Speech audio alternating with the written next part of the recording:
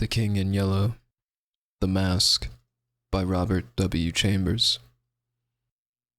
From Camilla. You, sir, should unmask. The Stranger.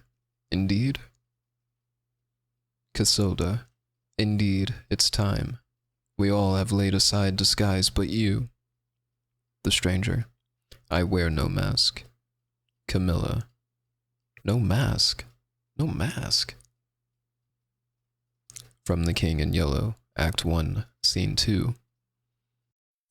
Although I knew nothing of chemistry, I listened, fascinated. He picked up an Easter lily, which Genevieve had brought that morning from Notre Dame, and dropped it into the basin. Instantly, the liquid lost its crystalline clearness.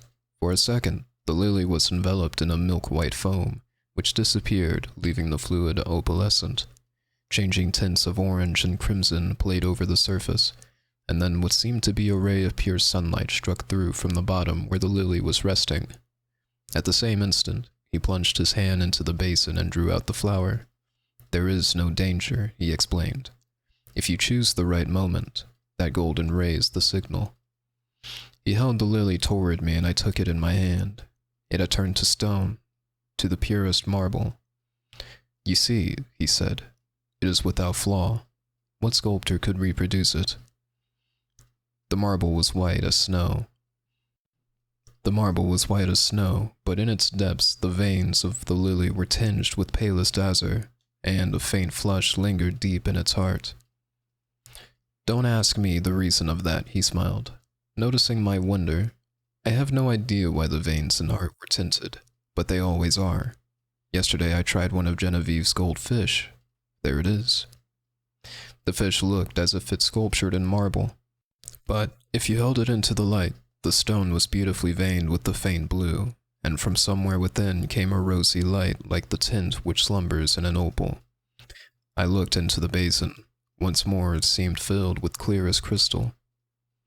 If I should touch it now, I demanded. I don't know, he replied. But you had better not try. There is one thing I'm curious about, I said, and that is where the ray of sunlight comes from.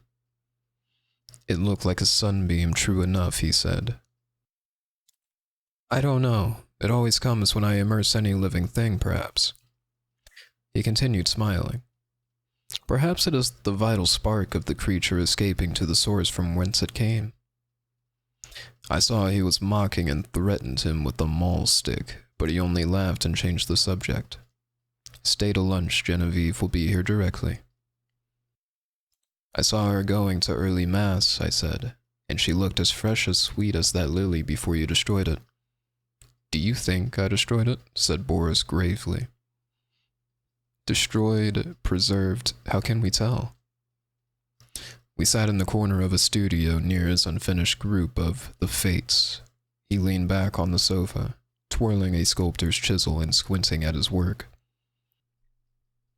By the way, he said, I have finished pointing up that old academic Ariadne, and I suppose it will have to go to the salon.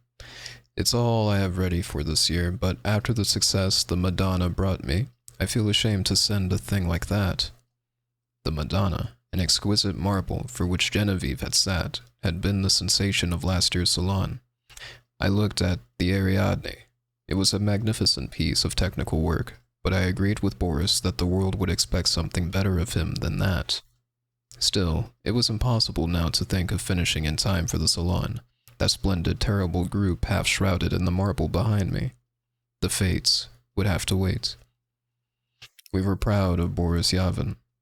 We claimed him and he claimed us on the strength of his having been born in America, although his father was French and his mother was Russian. Everyone in the Beaux Arts called him Boris, and yet there were only two of us whom he addressed in the same familiar way, Jack Scott and myself.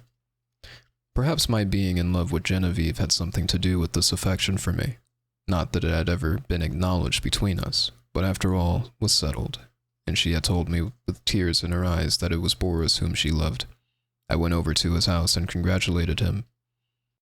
The perfect cordiality of that interview did not deceive either of us.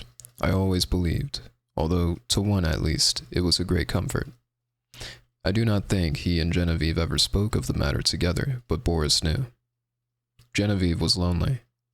The Madonna-like purity of her face might have been inspired by the Sanctus and Gounod's Mass, but I was always glad when she changed that mood for what we called her April maneuvers. She was often as variable as an April day, in the morning grave, dignified and sweet, at noon laughing, capricious, at evening, whatever one least expected. I preferred her so rather than in that Madonna-like tranquility which stirred the depths of my heart. I was dreaming of Genevieve when he spoke again. "What do you think of my discovery, Alec?" "I think it's wonderful."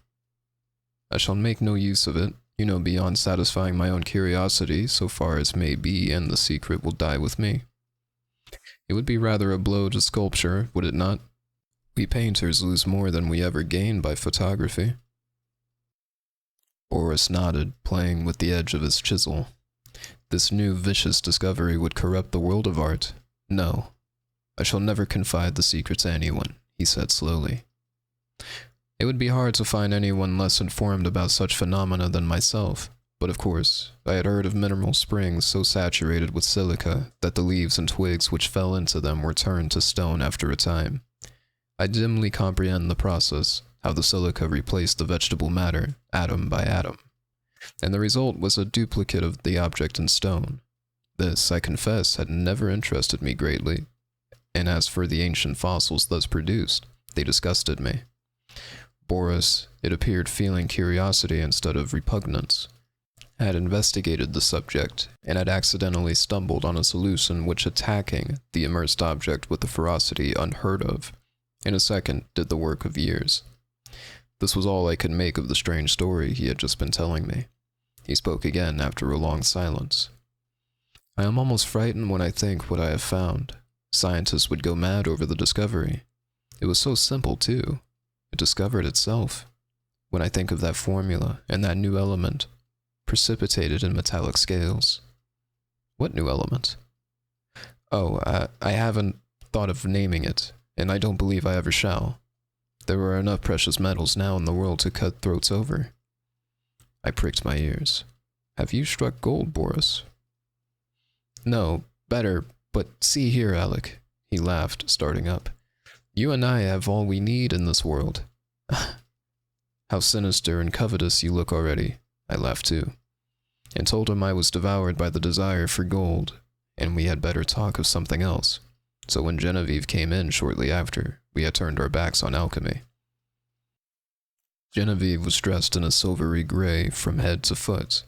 The light glinted along the soft curve her fair hair as she turned cheek to Boris. Then she saw me and returned my greeting. She had never before failed to blow me a kiss from the tips of her white fingers, and I promptly complained of the omission. She smiled and held out her hand, which dropped almost before it had touched mine. Then she said, looking at Boris, "You must ask Alex to stay for lunch." This was also something new. She had always asked me herself until today. "I did," said Boris shortly. "And you said yes, I hope." She turned to me with a charming, conventional smile. I might have been an acquaintance of the day before yesterday. I made her a low bow. "Je bien honneur, madame," but refused to take up our usual bantering tone. She murmured a hospitable commonplace and disappeared. Boris and I looked at one another. "I had better go home, don't you think?" I asked. "Hanged if I know," he replied frankly. While we were discussing the advisability of my departure, Genevieve reappeared in the doorway without her bonnet. She was wonderfully beautiful, but her color was too deep, and her lovely eyes were too bright. She came straight up to me and took my arm. "Luncheon is ready." Was I cross, Alec? "I thought I had a headache, but I haven't." "Come here, Boris." And she slipped her other arm through his. "Alec knows that after you there is no one in the world whom I like as well as I like him. So if he sometimes feels snubbed, it won't hurt him." "Ah, le bonheur," I cried. "Who says there are no thunderstorms in April?" "Are you ready?" chanted Boris. "Aye, ready." And in an arm we raced into the dining room, scandalizing the servants. After all, we were not so much to blame. Genevieve was 18, Boris was 23. and I, not quite 21. Part 2. Some work that I was doing about this time on the decorations for Genevieve's boudoir kept me constantly at the quaint little hotel in the Rue Sainte-Cécile.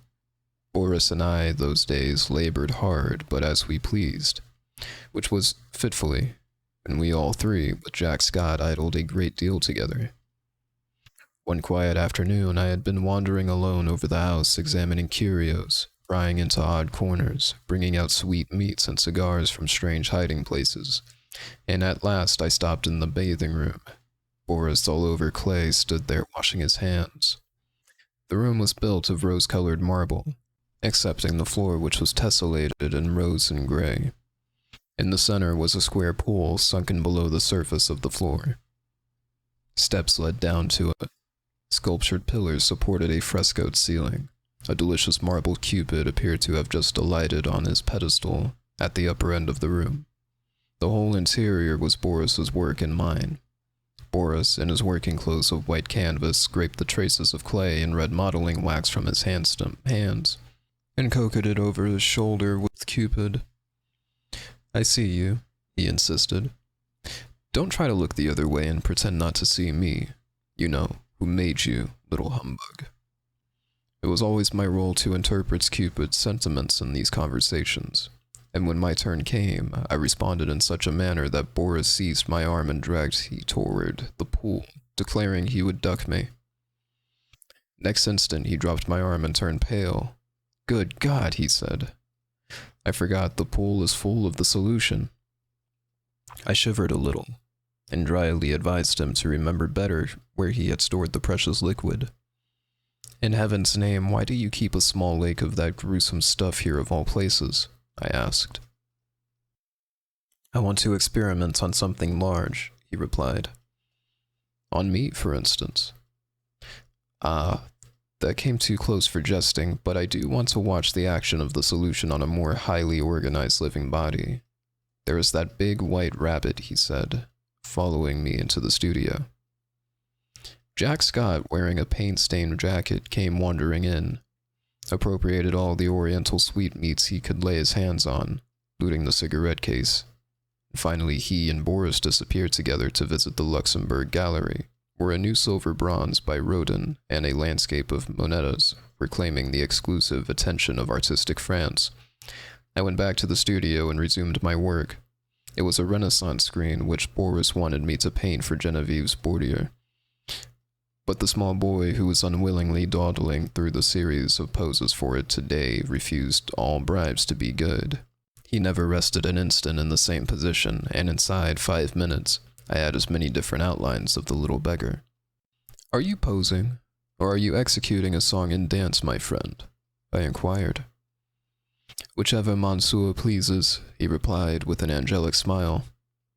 Of course, I dismissed him for the day, and of course I paid him for the full time, that being the way we spoil our models. After the young imp had gone, I made a few perfunctory daubs at my work, but was so thoroughly out of humor that it took me the rest of the afternoon to undo the damage I had done. So at last I scrapped my palette, stuck my brushes in a bowl of black soap, and strolled into the smoking room. I really believe that, excepting Genevieve's apartment, no room in the house was so free from the perfume of tobacco as this one. It was a queer of chaos of odds and ends hung with threadbare tapestry. A sweet-toned old spinet in good repair stood by the window. There were stands of weapons, some old and dull, others bright and modern, festoons of Indian and Turkish armor over the mantel, 2 or 3 good pictures and pipe rack. It was here that we used to come for new sensations in smoking. I doubt if any type of pipe ever existed which was not represented in that rack. When we had selected one, we immediately carried it somewhere else and smoked it, for the place was, on the whole, more gloomy and less inviting than any in the house. But this afternoon, the twilight was very soothing. The rugs and skins on the floor looked brown and soft and drowsy. The big couch was piled with cushions. I found my pipe and curled up there for an unaccustomed smoke in the smoking room. I had chosen one with a long flexible stem, and lighting it fell to dreaming. After a while it went out, but I did not stir. I dreamed on and presently fell asleep. I awoke to the saddest music I have ever heard. The room was quite dark. I had no idea what time it was. A ray of moonlight silvered one edge of the old spinet, and the polished wood seemed to exhale the sounds as perfume floats above a box of sandalwood. Someone rose in the darkness and come away weeping quietly, and I was a fool enough to cry out, "Genevieve." She dropped at my voice, and I had time to curse myself while I made a light and tried to raise her from the floor. She shrank away from a murmur of pain. She was very quiet and asked for Boris. I carried her to the divan and went to look for him, but he was not in the house, and the servants were gone to bed. Perplexed and anxious, I hurried back to Genevieve. She lay where I had left her, looking very white. "I can't find Boris nor any of the servants," I said. "I know," she answered faintly. "Boris has gone to Ept with Mr. Scott. I did not remember when I sent you for him just now. But he can't get back in the case before tomorrow afternoon. And are you hurt? Did I frighten you into falling? What an awful fool I am. But I was only half awake." "Boris thought you had gone home before dinner. Do please excuse us for letting you stay here all this time." "I have had a long nap," I laughed. "So sound that I did not know whether I was still asleep or not when I found myself staring at a figure that was moving toward me and called out your name. Have you been trying the old spinet? Must have played very softly." I would tell 1,000 more lies worse than that one to see the look of relief that came into her face. She smiled adorably and said in her natural voice, "Alec, I tripped on that wolf's head, and I think my ankle is sprained. Please call Marie and then go home." I did as she bade me and left her there when the maid came in. Part 3.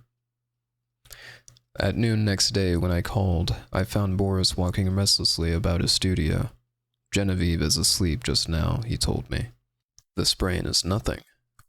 "But why would she have such a high fever?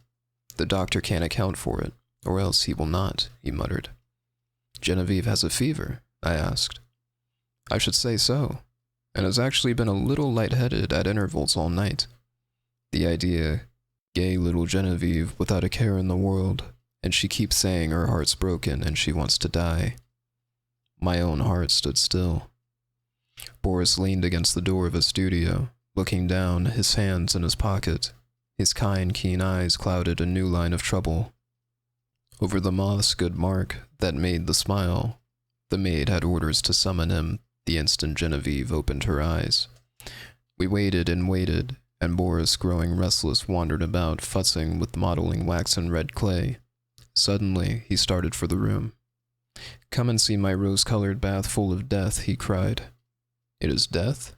I asked, to humor his mood. "You are not prepared to call it life, I suppose," he answered. As he spoke, he plucked a solitary goldfish squirming and twisting out of its globe. "We'll send this one after the other, wherever that is," he said. There was feverish excitement in his voice.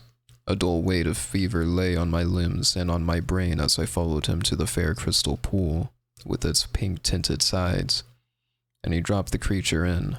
Falling, its scales flashed with a hot orange gleam and its angry twistings and contortions. The moment it struck the liquid, it became rigid and sank heavily to the bottom. Then came the milky foam, the splendid hues radiating on the surface, and the shaft of pure serene light broke through from the seemingly infinite depths. Boris plunged in his hand and drew out an exquisite marble thing, blue-veined, rose-tinted, and glistening with opalescent drops. "Child's play," he muttered, and looked wearily, longingly at me, as if I could answer such questions. But Jack Scott came in and entered into the game, as he called it with a door. Nothing would do but to try the experiments on the white rabbit then and there. I hated to see the life go out of a warm, living creature, and I declined to be present, picking up a book at random. I sat down in the studio to read. Alas, I had found The King in Yellow. After a few moments, which seemed ages, I was putting it away with a nervous shudder, when Boris and Jack came in bringing their marble rabbit. At the same time, the bell rang above and cry from the sick room. Boris was gone like a flash, and the next moment he called, "Jack, run for the doctor. Bring him back with you. Alec, come here." I went and stood at her door. A frightened maid came on in haste and ran away to fetch some remedy. Genevieve, sitting bolt upright, with crimson cheeks and glittering eyes, babbled incessantly and resisted Boris's gentle restraint. He called me to help. At my first touch, she sighed and sank back, closing her eyes and then straight into Boris's face. Poor fever-crazed girl, and told her secret. At that some instant, our three lives turned into new channels. The bond that held us so long together snapped forever, and a new bond was forged in its place, for she had spoken my name, and as the fever tortured her, her heart poured out its load of hidden sorrow. Amazed and dumb, I bowed my head, while my face burned like a live coal, and the blood surged in my ears, stupefying me with its clamor. Incapable of movement, incapable of speech, I listened to her feverish words in agony of shame and sorrow. I could not silence her. I could not look at Boris. Then I felt an arm upon my shoulder, and Boris turned a bloodless face to mine. "It is not your fault, Alec. Don't grieve so if she loves you." But he could not finish, and as the doctor stepped swiftly into the room, saying, "Ah, the fever," I seized Jack Scott and hurried him to the street, saying Boris would rather be alone. We crossed the street to our own apartments, and that night, seeing as I was going to be ill too, he went for the doctor again. The last thing I recollect with any distinctness was hearing Jack say, "For heaven's sake, doctor, what ails him to wear a face like that?" And I thought of the King in Yellow and the pallid mask. I was very ill. For the strain of 2 years which I endured since the fatal May morning when Genevieve murmured, "I love you, but I think I love Boris best," told on me at last. I had never imagined that it could become more than what I could endure. Outwardly tranquil, I had deceived myself, although the inward battle raged night after night, and I, laying alone in my room, cursed myself for rebellious thoughts unloyal to Boris and unworthy of Genevieve. The morning always brought relief, and I returned to Genevieve and to my dear Boris with a heart washed clean by tempest of the night. Never a word or deed or thought while with them, and I betrayed my sorrow even to myself. The mask of self-deception was not longer a mask for me, it was a part of me. Night lifted it, laying bare the stifled truth below, but there was no one to see except myself, and when day broke, the mask fell back again of its own accord. These thoughts passed through my troubled mind as I lay sick, but they were hopelessly entangled with visions of white creatures, heavy as stone, crawling about in Boris's basin of the wolf's head on the rug, foaming and snapping at Genevieve, who lay smiling beside it. I thought too of the King in Yellow, wrapped in the fantastic colors of his tattered mantle, and that bitter cry of Casilda, "Not upon us, O King, not upon us." Feverishly, I struggled to put it from me, but I saw the lake of Howley, thin and blank, without a ripple of wind to stir it, and I saw the towers of Carcosa behind the moon, Aldebaran, the Hyades, Alar, Hastur, glittered through the cloud rifts, which fluttered and flapped as they passed like scalloped tatters of the King in Yellow. Among all these, one sane thought persisted. It never wavered, no matter what else was going on in my dishonored mind, that my chief reason for existing was to meet some requirement of Boris and Genevieve. What this obligation was, its nature was never clear. Sometimes it seemed to be protection, sometimes support through a great crisis. Whatever it seemed to be for the time, its weight rested only on me, and I was never so ill or so weak that I did not respond with my whole soul. There were always crowds of faces about me, mostly strange, but a few I recognized, Boris among them. Afterward, they told me that this could not have been. But I know that once at least he bent over me. It was only a touch, a faint echo of his voice. Then the cloud settled back on my senses, and I lost him. But he did stand there, and bend over me, once at least. At last, one morning I awoke to find the sunlight falling across my bed, and Jack Scott reading beside me. I had not strength enough to speak aloud, neither could I think, much less remember, but I could smile feebly, as Jack's eye met mine, and when he jumped up and asked eagerly if I wanted anything, I could whisper, "Yes, Boris." Jack moved to the head of my bed and leaned down to arrange my pillow. I did not see his face, but he answered heartily, "You must wait, Alec. You are too weak to see even Boris." I waited, and I grew strong. In a few days I was able to see whom I would, but meanwhile had thought and remembered. From the moment when all of the past grew clear again in my mind, I never doubted what I should do when the time came, and I felt sure that Boris would have resolved upon the same course so far as he was concerned. As for what pertained to me alone, I knew he would see that also I did. I no longer asked for anyone. I never inquired why no message came from them, why during the week I lay there waiting and growing stronger. I never heard their names spoken, preoccupied with my own searching for the right way, and with my feeble but determined fight against despair I simply acquiesced in Jack's reticence, taking for granted that he was afraid to speak of them, lest I should turn unruly and insist on seeing them. Meanwhile I said over and over to myself how it would be when life began for all of us. We would take up our relations exactly as they were before. Genevieve fell ill. Boris and I would look into each other's eyes, and there would be neither rancor nor cowardice nor mistrust in that glance. I would be with them again for a little while in the dear intimacy of their home, and then, without pretext or explanation, I would disappear from their lives forever. Boris would know. Genevieve, the only comfort was that she would never know, it seemed, as I thought it over, that I had found the meaning of that sense of obligation which had persisted all through my delirium, and that only the possible answer to it. So then I was quite ready. I beckoned Jack to me one day and said, "Jack, I want Boris at once, and take my dearest greeting to Genevieve." When at last he made me understand that they were both dead, I fell into such a wild rage as to throw all my little convalescent strength to atoms. I raved and cursed myself into a relapse, from which I crawled forth some weeks afterward, a boy of 21 who believed that his youth was gone forever. I seemed to be past the capability of further suffering, and one day when Jack handed me a ladder and the key to Boris's house, I took them without a tremor and asked him to tell me all.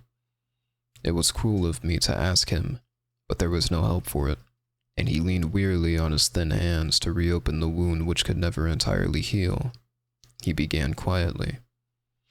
"Alec, unless you have a clue that I know nothing about, you will not be able to explain any more than I that what has happened. I suspect that you would rather not hear these details, but you must learn them, else I would spare them the relation. God knows I wish I could be spared the telling. I shall use few words. That day, when I left you in the doctor's care and came back to Boris, I found him working on the fates. Genevieve, he said, was sleeping under the influence of drugs. She had been quite out of her mind, he said. He kept working, not talking anymore, and I watched him. Before long, I saw that the third figure of the group, the one looking straight ahead, out over the world, bore his face, not as you ever saw it, but as it looked then, and to end. This is one thing for which I should like to find an explanation, but I never shall. Well, he worked, and I watched him in silence, and we went on that way until near midnight. Then we heard a door open and shut sharply, and a swift rush in the next room. Boris sprang through the doorway, and I followed, but we were too late. She lay at the bottom of the pool, her hands across her breast. Then Boris shot himself through the heart. Jack stopped speaking. Drops of sweat stood under his eyes, and his thin cheeks twitched. I carried Boris to his room, and turning on all the water, washed the marble clean of every drop. When at length I dared descend the steps, I found her laying there, white as snow. At last, when I decided what was best to do, I went into the laboratory and first emptied the solution in the basin and into the white pipe. Then I poured the contents of every jar and bottle after it. There was wood in the fireplace, so I built a fire, and of breaking the locks of Boris's cabinet, I burnt every paper, notebook, and letter that I found there. With the mallet from the studio, I smashed to pieces all the empty bottles. Then loading them into a coal scuttle, I carried them into the cellar and threw them over the red-hot bed of furnace. 6 times I made the journey, and at last not a vestige remained of anything which might again aid in seeking for the formula which Boris had found. Then at last I dare call the doctor. He is a good man, and together we struggled to keep it from public. Without him, I never could have succeeded. At last we got the servants paid and sent away into the country where old Rosier keeps them quiet with stories of Boris and Genevieve's travels in distant lands, from whence they will not return for years. We buried Boris in the little cemetery of Severies. The doctor's is a good creature and knows when to pity a man who can bear no more. He gave his certificate of heart disease and asked no questions of me. Then lifting his head from his hands, he said, "Open the letter, Alec. It is for both of us." I tore it open. It was Boris's, will dated a year before. He left everything to Genevieve, and in case of her dying childless, I was to take control of the house in the Rue Saint-Cécile, and Jack Scott, the management at Ept. On our deaths, the property reverted to his mother family in Russia. With the exception of the sculptured marbles executed by himself, these he left to me. The page blurred under our eyes, and Jack got up and walked to the window. Presently he returned and sat down again. I dreaded to hear what he was going to say, but he spoke with the same simplicity and gentleness. "Genevieve lies before the Madonna in the marble room. The Madonna bends tenderly above her, and Genevieve smiles back into that calm face that would have never accepted for her." His voice broke, but he grasped my hand, saying, "Courage, Alec." Next morning, he left for Ept to fulfill his trust. Part 4. The same evening, I took the keys and went into the house I had known so well. Everything was in order, but the silence was terrible. Though I went twice to the door of the marble room, I could not force myself to enter. It was beyond my strength. I went into the smoking room and sat down before the spinet. A small lace handkerchief lay on the keys, and I turned away, choking. It was plain. I could not stay, so I locked every door, every window, and the 3 front and back gates, and went away. Next morning, Alcide packed my valise, and leaving him in charge of my apartments, I took to the Orient Express for Constantinople. During the 2 years that I wandered through the East, at first in our letters we never mentioned Genevieve or Boris, but gradually their names crept in. I recollect particularly a passage in one of Jack's letters replying to one of mine. "What you tell me of seeing Boris bending over you while you lay ill and feeling his touch on your face and hearing his voice of course troubles me. This that you describe must have happened a fortnight after he died, I say to myself, that you were dreaming, that it was part of your delirium, but the explanation does not satisfy me, nor would it you."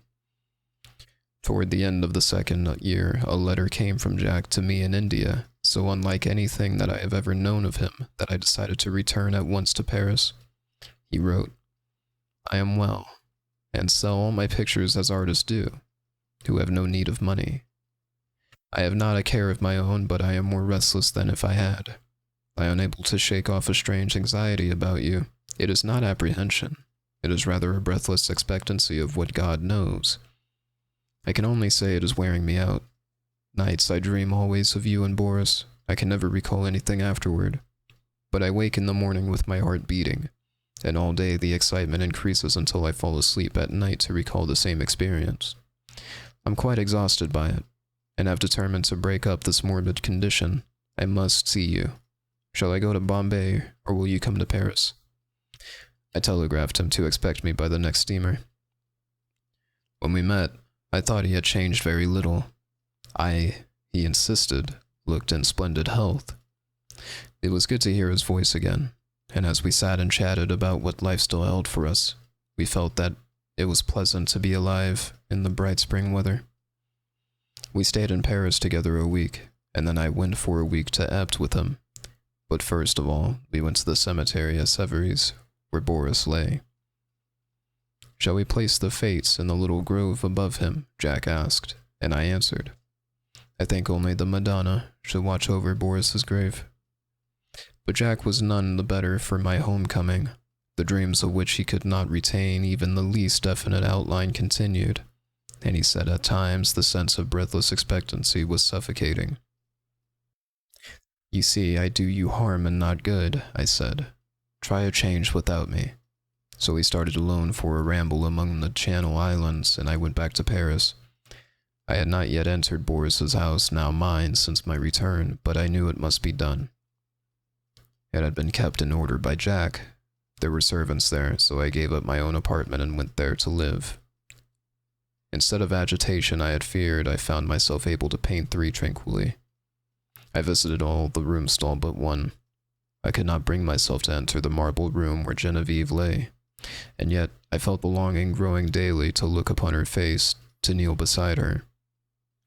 One April afternoon, I lay dreaming in the smoking room, just as I had lain for 2 years before, and mechanically I looked among the 20 Eastern rugs for the wolf's head, and I thought of my dream where I saw Genevieve laying beside it. The helmet still hung against the threadbare tapestry. Among them, the old Spanish morion which I remembered Genevieve had once put on when we were amusing ourselves with the ancient bits of nail. I turned my eyes to the spinet. Every yellow key seemed eloquent of her caressing hand, and I rose, drawn by strength of my life's passion, to the sealed door of the marble room. The heavy doors swung inward under my trembling hands. Sunlight poured through the window, tipping with the gold wings of Cupid, and lingering like a nimbus over the brows of the Madonna. Her tender face bent in compassion over a marble form so exquisitely pure that I knelt beside myself. Genevieve lay in the shadow of the Madonna, and yet, through her white arms, I saw the pale azure vein. Beneath her softly clasped hands, the folds of her dress were tinged with rose, as if from some faint warm light within her breast. Bending with a breaking heart, I touched the marble drapery with my lips, then crept back into the silent house. A maid come and brought me a letter, and I sat down in a little conservatory to read it. But as I was about to break the seal, seeing the girl lingering, I asked what she wanted. She stammered something about a white rabbit that had been caught in the house and asked what should be done with it. I told her to let it loose in the walled garden behind the house, and opened my letter. It was from Jack, but so incoherent that I thought he must have lost his reason. It was nothing but a series of prayers to my not to leave the house, until he could get back. He could not tell me why. There were the dreams, he said. He could explain nothing, but he was sure I must not leave the house in the Rue Saint-Cécile. As I finished reading, I raised my eyes and saw the same maid-servant standing in the doorway, holding a glass dish in which 2 goldfish were swimming. Put them back into the tank and tell me what you mean by interrupting me, I said. With a half-suppressed whimper, she emptied water and fish into an aquarium at the end of the conservatory, and turning to me asked my permission to leave at my service. She said people were playing tricks on her, evidently with a design of getting her into trouble. The marble rabbit had been stolen and a live one had been brought into the house. The 2 beautiful marble fish were gone, and she had just found those common live things flopping on the dining room floor. I reassured her and sent her saying that I would look about myself. I went into the studio. There was nothing there but the canvases and some cast except the marble of the Easter lily.